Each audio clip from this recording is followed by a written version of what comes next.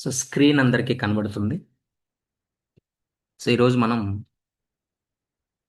First spoken English క్లాస్ని start చేస్తాం. ఈజీగా English ఎట్లా నేర్చుకోవాలి, అసలు ఇంగ్లీష్ నేర్చుకోవడం ఎక్కడి నుంచి స్టార్ట్ చేయాలి, మన డైలీ లైఫ్లో ఫ్లూయెంట్గా ఇంగ్లీష్ అనేది ఎట్లా మాట్లాడాలి. సో అదే మన టార్గెట్. సి ఎన్ని డేస్ పడుతుంది అని అంటే, బేసిక్ ఇంగ్లీష్ మనం కాన్ఫిడెంట్గా బిల్డ్ చేసుకుని మాట్లాడడానికి మనకు ఒక 45 డేస్ పడుతుంది. సో దీని తర్వాత మనం మాట్లాడుతున్నప్పుడు ఆటోమేటిక్గా స్పీడ్ అనేది ఇంప్రూవ్ అవుతుంది. అంటే మాట్లాడుతూ ఉంటే ఫస్ట్ మనం నేర్చుకునేటప్పుడు ఏం నేర్చుకోవాలి, కంప్లీట్ అయిన తర్వాత మనకి ఆ ఫ్లూయెన్సీ అంటే ఫాస్ట్గా మాట్లాడడం రావడానికి ఎంత టైం పడుతుంది అనేది చెప్తాను. వీటన్నిటికన్నా ముందు మీకు నేను ఒక వీడియో చూపిస్తా. ఆ వీడియోని చూసి అంటే మీకు ఒక క్లారిటీ వస్తుంది. అదేంటంటే ఒక చిన్న మూవీ 2012లో ఒక మూవీ రిలీజ్ అయింది. శ్రీదేవి మూవీ ఒకటి రిలీజ్ అయింది. మూవీ నేమ్ ఏంటంటే ఇంగ్లీష్ వింగ్లీష్. రైట్, మీరు చూసే ఉంటారు. ఈ మూవీ యొక్క స్పెషాలిటీ ఏంటంటే, సో నార్మల్గా ఈ మూవీ ఎండింగ్లో అంటే శ్రీదేవి ఇంగ్లీష్ నేర్చుకున్న తర్వాత స్పోకెన్ ఇంగ్లీష్ నేర్చుకుందాం అనుకుంటుంది. ఆ, ఇంగ్లీష్ నేర్చుకున్న తర్వాత నార్మల్గా మనం చూసే సినిమాలు ఏమైనా కానీ ఏంటంటే చాలా హైప్ క్రియేట్ చేసి హీరోకి కానీ హీరోయిన్కి కానీ ఫైనల్గా ఎండ్ చేస్తారు. అది మనకి నచ్చేది. కానీ ఇక్కడ ఇంగ్లీష్ నేర్చుకున్న తర్వాత మీకు నేను ఆ వీడియో చూపిస్తాను, ఒక్కసారి చూడండి.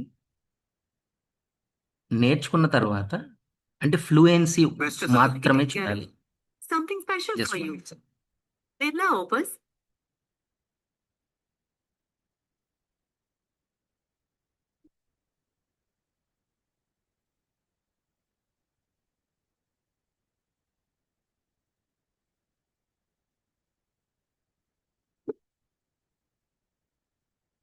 Because of hands, wait. Right. See, movie movie ending లో మూవీ ఎండింగ్ లో జస్ట్ ఒక ఫంక్షన్ లో ఫైనల్ గా సిచ్యువేషన్ వస్తుంది. ఆ, ఇక్కడ ఫైనల్ గా శ్రీదేవి మాట్లాడాలి. మాట్లాడొచ్చినప్పుడు ఫస్ట్ ఏంటంటే సో అందరూ మాట్లాడమని ఎంకరేజ్ చేస్తారు. బట్ ఇంగ్లీష్ రాదని చెప్పేసి వాళ్ళ హస్బెండ్ ఆపేస్తారు. అప్పుడు స్టార్ట్ చేస్తుంది. My English is not very good, so Well, ఇక్కడ యూస్ చేసిన వర్డ్ మే ఐ. అక్కడి నుంచి స్టార్ట్ చేస్తుంది. మే ఐ అని అంటే నేను మాట్లాడొచ్చా అనే దగ్గర నుంచి స్టార్ట్ చేసింది. స్టార్ట్ చేసి ఒకసారి మీరు మీరు అబ్జర్వ్ చేయండి ఎట్లా మాట్లాడుతుందో. मेरा एवं ये शादी है ना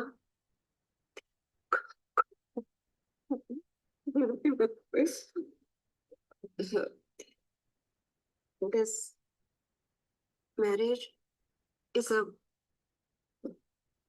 beautiful thing. It is the most special friendship. Friendship of two people who are equal. Life is a long journey.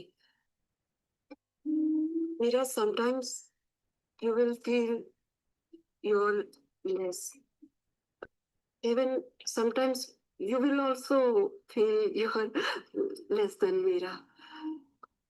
Uh, Try to help each other to feel equal. Okay, see ఇక్కడ మనం అర్థం చేసుకోవాల్సింది ఏంటంటే spoken English class complete అయిపోయింది. కంప్లీట్గా English నేర్చుకుంది.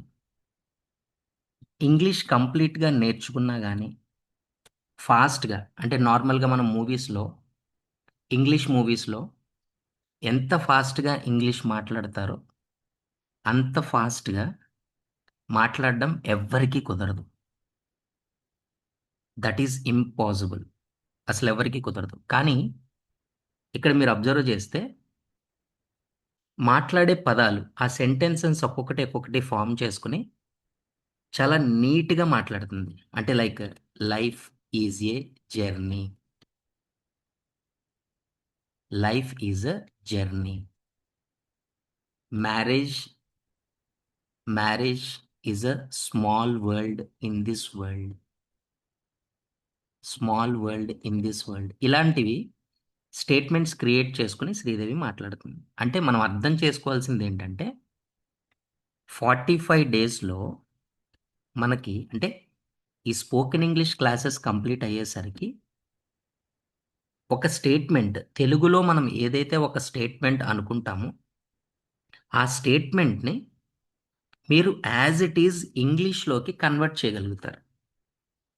Convert చేసి స్లోగా మీరు అట్లా బిల్డ్ చేసుకుంటూ ఏం చేస్తారంటే సో దాన్ని మాట్లాడే స్టేజ్కి వస్తారు. సో ఎప్పుడైతే ప్రతి తెలుగు స్టేట్మెంట్ని, ఏ తెలుగు స్టేట్మెంట్ ఇచ్చినా కానీ దాన్ని నేను ఇంగ్లీష్లో రాయగలను, ఇంగ్లీష్లో కన్వర్ట్ చేయగలను అని అనుకుంటే అక్కడితో ఇంగ్లీష్ నేర్చుకోవడం కంప్లీట్ అయినట్టు. అక్కడి నుంచి నెక్స్ట్ మనం కాన్సన్ట్రేట్ చేయాల్సింది ఒకటి స్పీడ్. ఈ స్పీడ్ అనేది మనం కంటిన్యూగా ఎవరో ఒకరితో ఇంగ్లీష్ మాట్లాడుతూ ఉంటే ఆటోమేటిక్గా స్పీడ్ అనేది ఇంక్రీజ్ అవుతుంది. అంతే తప్ప ఇనీషియల్ డేస్ నుంచి నేను స్పీడ్గా మాట్లాడేయాలి, ఫాస్ట్గా ఫ్లూయెంట్గా మాట్లాడేయాలి అంటే కుదరదు. ఫస్ట్ స్లోగా మనం ఒక్కొక్కటి నేర్చుకుంటూ స్టార్ట్ చేస్తాం అండ్ బిల్డప్ చేసుకుంటాం అనమాట నీట్గా. సో ఇప్పుడు మనకి ఫస్ట్ మెయిన్గా డే 1లో మన టార్గెట్ ఏంటి, డే 1 క్లాస్లో మనకి ఏం రావాలి. స్పోకెన్ ఇంగ్లీష్ స్టార్ట్ చేసేటప్పుడు బేసిక్స్. సార్ అసలు నాకు ఏం తెలియదు, నేను స్పోకెన్ ఇంగ్లీష్ స్టార్ట్ చేస్తున్నాను. ఎక్కడి నుంచి స్టార్ట్ చేయాలంటే యాజ్ ఇట్ ఈస్ మనం ఆల్ఫాబెట్స్ నుంచే స్టార్ట్ చేస్తాం. ఆల్ఫాబెట్స్ నుంచి స్టార్ట్ చేస్తాం అంటే A to Z 26 లెటర్స్ ఏవైతే ఉన్నాయో ఆ 26 లెటర్స్ రాయడం రావాలి. ABCDEF GHIJKL MNOPQRST UVWXYZ. సరే ఇవన్నీ మాకు తెలుసు అని అంటే ఎస్, తెలిస్తే హ్యాపీ. అంటే స్పోకెన్ ఇంగ్లీష్లో మీ ఆల్రెడీ ఒక ఎక్సర్సైజ్ ఫినిష్ అయిపోయింది అని అర్థం. లేదు అని అంటే ఫస్ట్ ఈ 26 ఆల్ఫాబెట్స్ ఫస్ట్ మనకి పలకడం రావాలి. ABCDEF అట్లా Z వరకు రావాలి. ఈ 26 లెటర్స్ ఆల్ఫాబెట్స్ వచ్చిన తర్వాత మళ్ళీ అందులో ఏంటంటే కొన్ని సౌండ్స్ ప్రకారం వాళ్ళు ఏం చేశారంటే ఓవెల్స్ అండ్ కాన్సనెంట్స్గా సపరేట్ చేశారు. ఓవెల్స్ అండ్ కాన్సొనెంట్స్ అని అంటాం. Vowels only AEIOU. వీటన్నిటిలో ఓన్లీ AEIOU మాత్రమే ఓవెల్స్. AEIOU. రిమైనింగ్ వాటన్నిటిని మనం కాన్సనెంట్స్ అని అంటాం. వీటన్నిటిని ఓవెల్స్, ఆ AEIOU తీసేస్తే రిమైనింగ్ ఏవైతే ఉన్నాయో వాటన్నిటిని మనం ఏమంటామంటే కాన్సోనెంట్స్ అంటాం. Alphabets, vowels and consonants. అంటే టోటల్గా ఆల్ఫాబెట్స్ ఎన్ని అని అంటే 26 ఆల్ఫాబెట్స్ అని చెప్తాం. ఓవెల్స్ ఎన్ని అని అంటే 5 ఓవెల్స్ ఉంటాయని చెప్తాం. AEIOU. సో అవి చాలా చాలా ఇంపార్టెంట్. ఎందుకంటే సార్ ఎందుకు ఇవన్నీ మనం ఇప్పుడు నేర్చుకుంటున్నామని అంటే ఫ్యూచర్లో మనకి ఆర్టికల్స్ అనే ఒక కాన్సెప్ట్ ఉంటుంది. ఏ ఎక్కడ యూజ్ చేయాలి, యాన్ ఎక్కడ యూజ్ చేయాలి, ది ఎక్కడ యూజ్ చేయాలి అని ఫ్యూచర్లో ఒక కాన్సెప్ట్ ఉంటుంది. వాటికి మనం ఓవెల్స్ అంటే ఏంటో తెలియాలి, కాన్సనెంట్స్ అంటే ఏంటో తెలియాలి. అంటే ప్రతి దానికి ఫ్యూచర్లో ఒక లింక్ ఉంటుందన్నమాట. సరే ఇది చాలా చిన్నది, ఇది మనం ఎందుకు నేర్చుకుంటున్నాం, ఇది కావాలా అంటే ఎస్, ప్రతిదానికి మనకి ఫ్యూచర్లో ఒక లింక్ ఉంటుంది. దాన్ని బేస్ చేసుకుని నేర్చుకుంటాం. Okay, next. తర్వాత నార్మల్గా మనం ఫస్ట్ ఏం నేర్చుకోవాలంటే అట్లీస్ట్ మన డైలీ లైఫ్లో మార్నింగ్ లేచినప్పటి నుంచి నైట్ పడుకునేంత వరకు డైలీ లైఫ్లో మనం ఏదైతే యూస్ చేస్తున్నామో వాటిని ఇంగ్లీష్లో మాట్లాడడానికి ట్రై చేయాలి. వాటికి మనకి ఏమేం కావాలి? ఫస్ట్ స్టార్టింగ్ నుంచి మనకి డేస్ ఏమున్నాయో కావాలి. డేస్ అంటే మండే నుంచి స్టార్ట్ చేసి Monday, Tuesday, Wednesday, Thursday, Friday, Saturday and Sunday. ఇవి మిస్టేక్స్ లేకుండా రాయడం చూసుకోవాలి. ఇవన్నీ తర్వాత మీరు నోట్ చేసుకుందరు కానీ. సో నేను ఆ వీడియో కూడా షేర్ చేస్తాను గ్రూప్లో. జస్ట్ ఆ వీడియో మీద క్లిక్ చేసి ఇవన్నీ నేర్చుకుని నేను వర్క్ షీట్స్ కూడా ఇస్తానన్నమాట. ఆ వర్క్ షీట్స్ కూడా క్లియర్గా లైక్ వెన్స్డే తర్వాత ఏ డే వస్తుంది, సాటర్డేకి ముందు ఏ డే వస్తుంది, ట్యూస్డేలో లైక్ సపోజ్ కొన్ని లెటర్స్ తీసేసి ప్లీజ్ ఫిల్ దోస్ లెటర్స్, ఇలా నేను కంప్లీట్గా క్వశ్చనింగ్ ఫార్మాట్లో క్వశ్చన్ చేస్తూ మీకు ఒక వర్క్ షీట్ ఇస్తా. ప్రతి క్లాస్ తర్వాత మీకు ఆ వర్క్ షీట్ పంపిస్తా, వీడియో కూడా పంపిస్తా.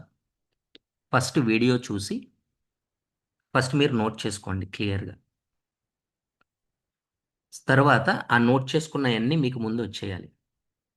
ఎందుకంటే వీటన్నిటిని బేస్ చేసుకుని మన వర్క్ షీట్ ఉంటుంది. వర్క్ షీట్ ఓకే, ఏమైనా జస్ట్ 1 సెక్. రైట్, దాన్ని బేస్ చేసుకుని మనకి వర్క్ షీట్ ఉంటుంది.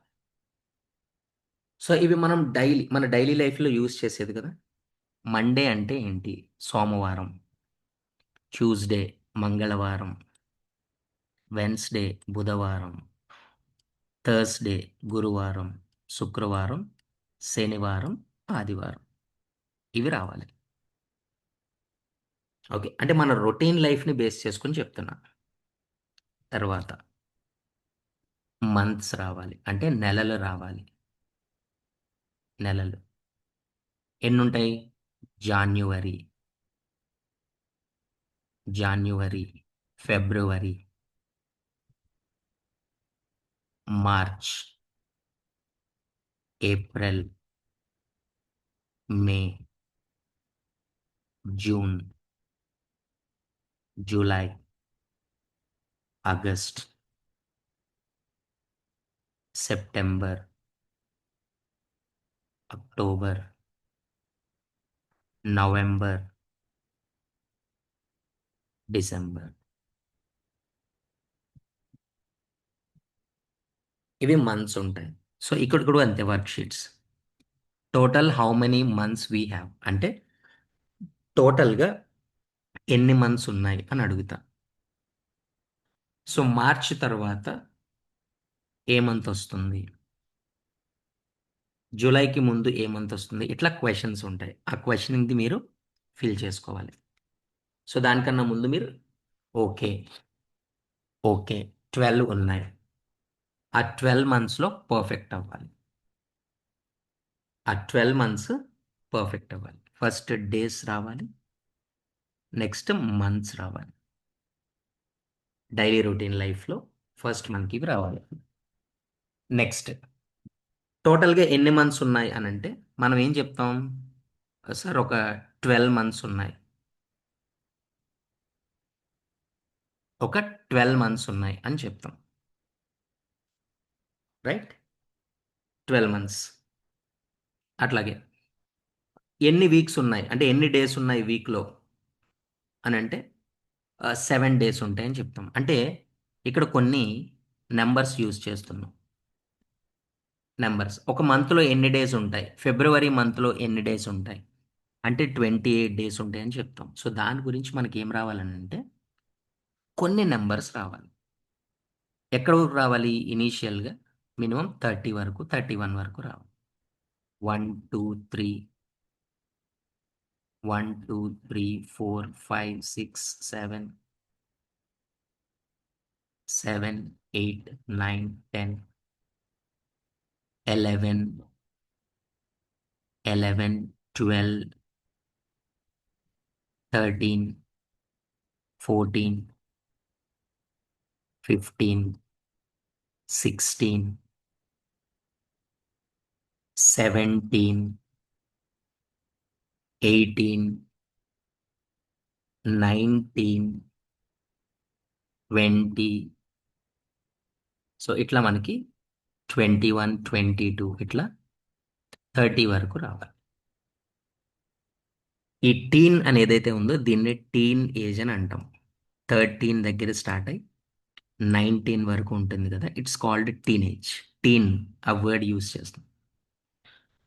సో మినిమం నెంబర్స్ అంటే మనకి ఒక వీక్కి ఎన్ని డేస్ ఉంటాయి అని అనగానే 7 డేస్ ఉంటాయి. లైక్ ఒక మంత్కి ఫర్ ఎగ్జాంపుల్ ఫిబ్రవరి మంత్లో ఎన్ని డేస్ ఉంటాయనంటే 28 ఆర్ 29 డేస్ ఉంటాయి. అంటే ఇవన్నీ మనం ఇంగ్లీష్లో చెప్పాలి. 28 రోజులు ఉంటాయి, 29 రోజులు ఉంటాయి అని అనకుండా 28 డేస్ ఆర్ 29 డేస్ ఉంటాయి అని చెప్తాం. ఓకే, సో ఇలా కొన్ని బేసిక్ ఇన్ఫర్మేషన్ మనకి తెలియాలి. ఇది నెక్స్ట్ మనకి తెలియాల్సింది ఏంటంటే ఇక్కడ దీంతో పాటు మనం మెయిన్గా ఇంకొన్ని విషయాలు డైలీ లైఫ్లో మనం ఏ ఏ వర్డ్స్ ఎక్కువగా యూజ్ చేస్తాం, ఆ వర్డ్స్ అనేవి మనం ఎందుకు యూజ్ చేస్తాం, ఏ వర్డ్స్ ఎక్కువగా యూజ్ చేస్తాం అండ్ ఆ వర్డ్స్ ఎందుకు యూజ్ చేస్తాం అనేది తెలియాలి. ఫస్ట్ వీటన్నిటిలోనూ ఫ్లూయెంట్గా ఉండాలి. ఓకేనా? తర్వాత వీటితో పాటు నెక్స్ట్ మనకి తెలియాల్సింది ఏంటంటే ఆల్ఫాబెట్స్ A to Z అని అంటాం కదా, వొకాబులరీ మీద కాన్సన్ట్రేట్ చేయాలి. సార్ అసలు వొకాబులరీ అని అంటే ఏంటి? వొకాబులరీ అని అంటే ఏంటి? ఒక పదం. అవునా? నార్మల్గా ఇంగ్లీష్ నేర్చుకున్న వాళ్ళ ప్రతి దగ్గర మనం ఇది నేర్చుకుంటాం అనమాట. వొకాబులరీ ఇంక్రీజ్ చేసుకోవాలి, వొకాబులరీ ఇంక్రీజ్ చేసుకోవాలి అని అంటారు. అంటే ఏంటంటే అది పెద్ద విషయమేం కాదు. ఆ వర్డ్ మనం లోపల ఏం జరుగుతుందో తెలియకపోతే ఆ వర్డ్ మనల్ని ఇబ్బంది పెడుద్ది. ఏంటనంటే మనకి ఏ నుంచి ఆల్ఫాబెట్స్ ఉన్నాయి కదా, BCDEFGH IJKLMNOPQRSTUVWXYZ ఉన్నాయి కదా. ఈ ఆల్ఫాబెట్స్ని యూజ్ చేసి పదాలు నేర్చుకోవడం అంతే. దాన్నే వొకాబులరీ అని అంటాం. మనం చిన్నప్పుడు నేర్చుకుంటాం కదా, మన పిల్లలకు కూడా నేర్పిస్తాం. A for Apple. పిల్లలు ఆ యాపిల్నే వొకాబులరీ అని అంటాం. అంటే ఒక కొత్త పదం నేర్చుకోవడాన్ని మనం వొకాబులరీ అని అంటాం. అదేందా సరే, ఏతో యాపిల్ అయినా ఉంది అని అంటే ఇంకో పదం, సపోజ్ యాంట్, ఇంకొక పదం నేర్చుకున్నాం. రైట్? యాక్స్, ఇంకొక పదం నేర్చుకున్నాం. ఓకే, అలా ఈ వొకాబులరీ అని అంటే డైలీ కొత్త కొత్త పదాలు నేర్చుకోవడం. ఇప్పుడు మీరు గొడ్డలు చూశారు, గొడ్డల్ని ఏమంటాం ఇంగ్లీష్లో అని అంటే ఓకే యాక్స్ అని అంటాం. అంటే ఈరోజు నేను ఒక కొత్త పదం నేర్చుకున్నా అంటే నా వొకాబులరీని నేను ఇంప్రూవ్ చేసుకుంటున్నా అని అర్థం. ఆ వొకాబులరీని ఇంప్రూవ్ చేసుకుంటున్నా అని meaning. That is. Next for example B. B for ball. Next C for cat. Next D for dog. ఇవన్నీ మనకు తెలుసు కదా. ఈ ఫర్ ఎగ్. ఇవన్నీ నేను ఏం చేస్తానంటే మీకు బాల్ అంటే ఏమంటారు బంతి, క్యాట్ పిల్లి, ఎగ్ గుడ్డు, ఇవన్నీ తెలుగులో కూడా పదాలు ఇస్తాను. ఇవన్నీ మెటీరియల్ ఉన్నాయి ఆల్రెడీ. నేను ఏదైతే మెటీరియల్ షేర్ చేశాను ఆ గ్రూప్లో దాంతోపాటు ఒక వర్క్షీట్ క్రియేట్ చేసి ఆ వర్క్షీట్ కూడా ఇస్తాను. ఈ నెక్స్ట్ డే క్లాస్ గ్యాప్ ఉంటుంది కదా, ఈ గ్యాప్లో మీరు ఆ వర్క్షీట్ అంతా ఫిల్ చేసేసి ఆ ఫిల్ చేసిన ఇమేజెస్ అన్నీ గ్రూప్లో షేర్ చేయాలి. ఇలాగ వొకాబులరీ నేర్చుకోవాలి ప్రతిదీ. ఇవి ఎన్ని అంటే మన ఓపిక. Right. For example pan, fish, fruit, ఇలా ఎఫ్తో ఎన్ని ఉంటాయి, జీతో ఎన్ని ఉంటాయి. ఫర్ ఎగ్జాంపుల్ గోట్ ఉంది, లైక్ గ్లాస్ ఉంది, లైక్ గన్ ఉంది. ఇలా మనకి ఎన్ని కావాలంటే అన్ని నేర్చుకోవచ్చు. ఫస్ట్ అట్లీస్ట్ ఒక్కొక్క దాంతో స్టార్ట్ చేసి స్లోగా మన ఒకాబులరీని పెంచుకుంటాం అన్నమాట. ఒకాబులరీని మనం పెంచుకుంటాం. ఆ కొత్త కొత్త పదాలు యూజ్ చేస్తూ ఉంటారనమాట. దాన్ని ఏంటంటే ఓ ఈయన ఒకాబులరీ చాలా బాగుంది. మనం నార్మల్గా సింపుల్గా ఒక చిన్న ఎగ్జాంపుల్ ఏంటంటే డివైడ్ చేయండి అని అంటాం. స్టూడెంట్స్ని డివైడ్ చేయండి అని అంటాం. ఇప్పుడు ఫర్ ఎగ్జాంపుల్ మన దగ్గర programming students, spoken English students వచ్చారు. డివైడ్ చేయండి స్టూడెంట్స్ని 2 గ్రూప్స్లో క్రియేట్ చేయండి అని అంటాం.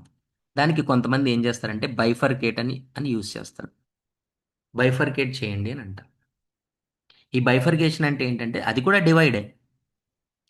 అది కూడా డివైడ్ చేయడమే. బైఫర్కేషన్ చేయడం అని అంటే డివైడ్ చేయడం. కానీ ఏంటి ఇంకొక ఏదో కొత్త పదం అదే మీనింగ్ ఇచ్చే కొత్త పదం యూజ్ చేశారు. అప్పుడు మనం ఏమంటాం ఓహో ఓకే ఈయన వొకాబులరీ చాలా బాగుంది, మనదే నార్మల్ వొకాబులరీ ఉంది అని అనుకుంటాం. బట్ అది ఎప్పుడు రావాలి మనకి? వొకాబులరీ ఎప్పుడు రావాలి? మనం ఆల్రెడీ ఇంగ్లీష్లో అన్నీ మనకు అన్నీ తెలిసి మనం ఇంగ్లీష్ మాట్లాడుతున్నప్పుడు సరదాగా రోజు ఒక్కొక్క అటువంటి వర్డ్స్ అనమాట నెతికి డిక్షనరీలో నెతికి ఒక్కొక్క వర్డ్ నేర్చుకుంటాం. నేర్చుకుని ఏం చేస్తాం నెక్స్ట్ టైం అది యూస్ చేసుకుంటూ ఉంటాం, అప్లై చేసుకుంటూ ఉంటాం. మాట్లాడే ప్రతిసారి ఇంకా డివైడ్ అనే వర్డ్ యూజ్ చేయకుండా జస్ట్ బైఫర్గేట్ అంటాం. అలా కంటిన్యూగా మాట్లాడడం వల్ల ఏమైందంటే అది ఆటోమేటిక్గా మనకు వచ్చేస్తుంది. అప్పుడు వొకాబులరీ ఇంక్రీజ్ అవుతుంది. సో వొకాబులరీ అంటే ఎక్కువ ఇంగ్లీష్ నేర్చుకున్న తర్వాత అందరి దగ్గర యూజ్ చేసే పదాలని మనం ఏమంటామంటే వొకాబులరీ అని అంటాం. ఎన్ని పదాలని అంటే స్లోగా మనం ఎన్ని నేర్చుకోగలిగితే అన్ని నేర్చుకుంటాం. ఓకే. ఈరోజు ఫస్ట్ మీకు రావాల్సింది ఏంటంటే ఫస్ట్ ఆల్ఫాబెట్స్. తర్వాత ఆల్ఫాబెట్స్లో ఓవెల్స్ అంటే ఏంటి, కాన్సనెంట్స్ అంటే ఏంటో రావాలి. నెక్స్ట్ వీక్స్, వీక్కి ఎన్ని డేస్ ఉన్నాయి, టోటల్గా మనకి ఇయర్లో ఎన్ని మంత్స్ ఉన్నాయి. నెక్స్ట్ అవి రిప్రజెంట్ చేయడానికి అంటే అట్లీస్ట్ 7 అని, 21 అని, 31 అని, 28 అని చెప్పడానికి కావలసిన కొన్ని నెంబర్స్ రావాలి. వొకాబులరీ వర్డింగ్ స్లోగా మనకు అర్థమవుతుంది, స్లోగా కంగారు లేదు. మినిమం మన మన ఇంట్లో గ్యారంటీగా A to Z ఏవో చార్ట్స్ ఉంటాయి ఆ పిల్లలు ఉన్నప్పుడు. అక్కడే మనం కొన్ని నేర్చుకోవచ్చు వొకాబులరీ. మిగిలిందంతా స్లోగా నేను ఆ డాక్యుమెంట్ ఉంటుంది కదా, ఆ డాక్యుమెంట్లో ఇస్తాను. ఊరికే చూసి డైలీ ఒక్కొక్కటి నేర్చుకోవడం, అది అప్లై చేయడం. అంత అర్జెంట్ ఏం లేదు. వొకాబులరీ స్లోగా నేర్చుకుంటాం. కానీ తెలియాలి మీకు, కంగారు పడకుండా. వొకాబులరీ అంటే ఇదేదో చాలా పెద్ద పదంలాగా ఉంది ఏంటిదని అని ఆలోచించకుండా వొకాబులరీ అంటే పదాలని నేర్చుకోవడం అనేది అర్థం చేసుకోవాలి. ఆ పదాలు ఎప్పుడైనా నేర్చుకోవచ్చు, కంగారు లేదు. అదేనా ఇది. నెక్స్ట్ ఈరోజు ఇప్పుడు మీకు పని స్టార్ట్ అవుతుంది. ఇక్కడి నుంచి మీరు ఈరోజు కష్టపడాలి. ఫస్ట్ డైలీ లైఫ్లో మనం మాట్లాడడం స్టార్ట్ చేస్తాం మార్నింగ్ లెగ్సిన కాడి నుంచి. మనం ఏమేమి యూజ్ చేస్తామంటే నేను అనే దగ్గర నుంచి స్టార్ట్ చేస్తాం. నేను, ఐ. ఐ అంటే నేను అని మీనింగ్. ఓకే. నెక్స్ట్ వి అంటే మేము. ఐ అంటే నేను. వి అంటే మేము. Just one sec.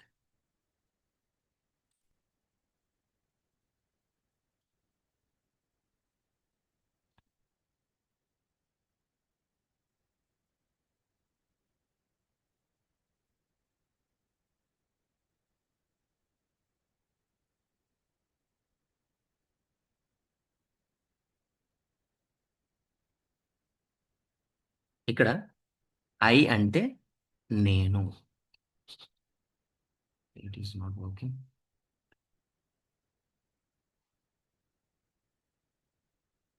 Slow.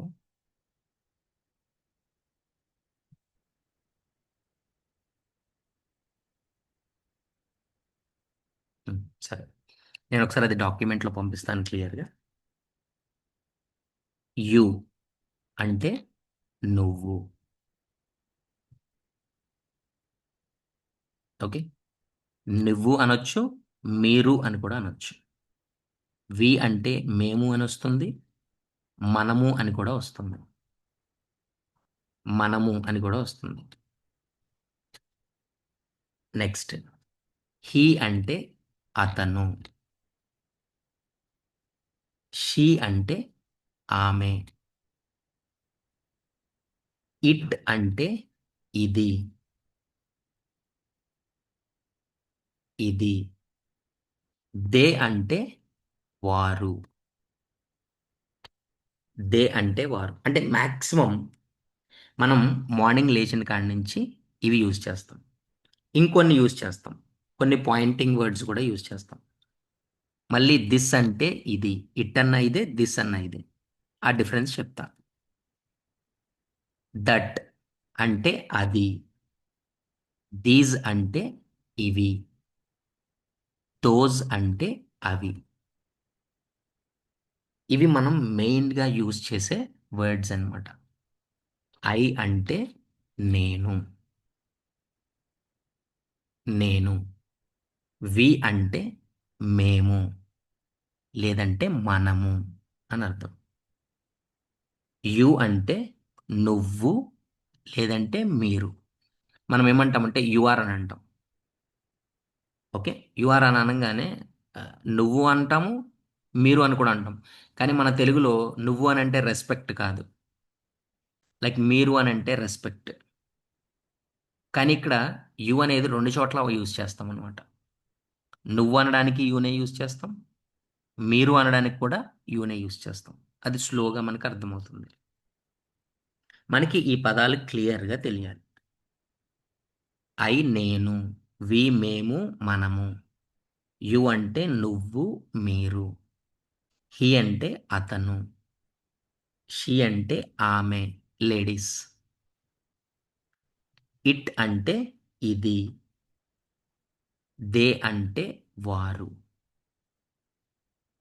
This అన్న ఇది, దిస్ దట్ ఇది అది, దీస్ దోస్ ఇవి అవి, దీస్ అంటే ఇవి, దోస్ అంటే అవి. అది యూజ్ చేస్తాం. ఇది మనకి తెలియాలి. ఇది మనకి తెలియాలి. ఓకే. నెక్స్ట్ దీంతో పాటు మనకిప్పుడు ఇంకొన్ని వర్డ్స్ ఉంటాయి ఈ వర్డ్ వీటితో పాటు. ఫర్ ఎగ్జాంపుల్ ఐ ఉంది. ఐ యామ్ అంటాం. ఐ యామ్ ఏఎం అనేది యూజ్ చేయాలి. వి అని అంటాం. వి ఆర్ అంటాం. వి యామ్ అనకూడదు. We are. యు అని అంటాం. యు ఆర్ అనాలి. హీ హీ ఈజ్ అంటాం. షీ కూడా ఈజ్ అంటాం.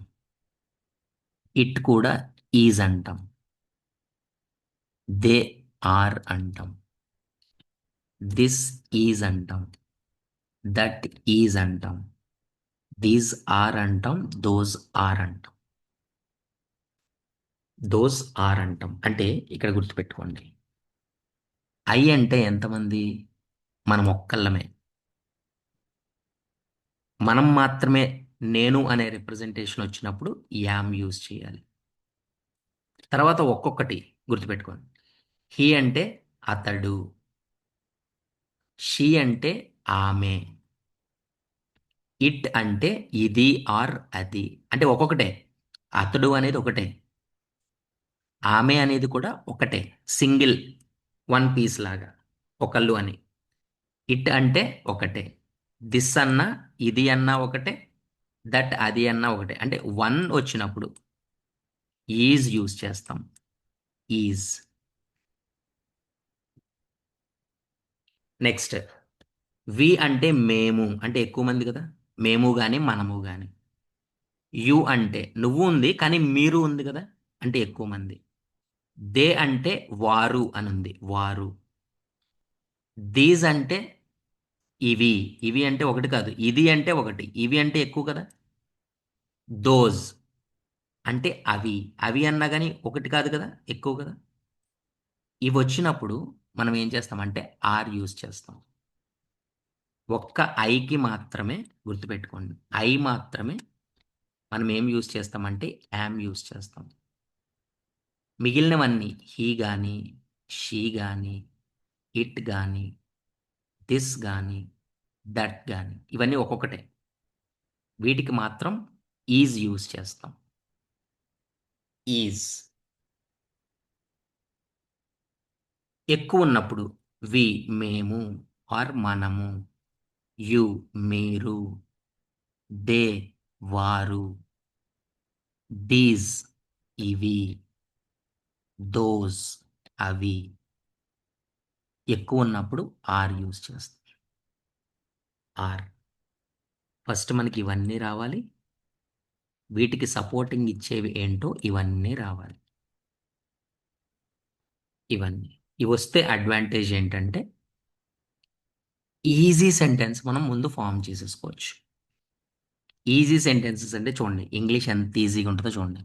ఫస్ట్ ఇవి మనం నేర్చేసుకున్నాం అని అనుకుందాం, ఇవి కంప్లీట్ అయిపోయినాయి ఈరోజు. ఇప్పుడు వీటిని కంబైన్ చేసి రాస్తున్నా చూడండి. ఐ యామ్ ఏ స్టూడెంట్, నేను ఒక స్టూడెంట్ని. వి ఆర్ ఇంగ్లీష్ లెర్నర్స్, ఇంగ్లీష్ నేర్చుకునే వాళ్ళము.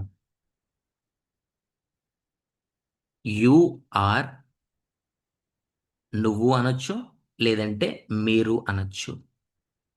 You are for example English, you are an use చేయొచ్చు, అది తర్వాత. Right, English teacher suppose. Okay, అట్లా. He is,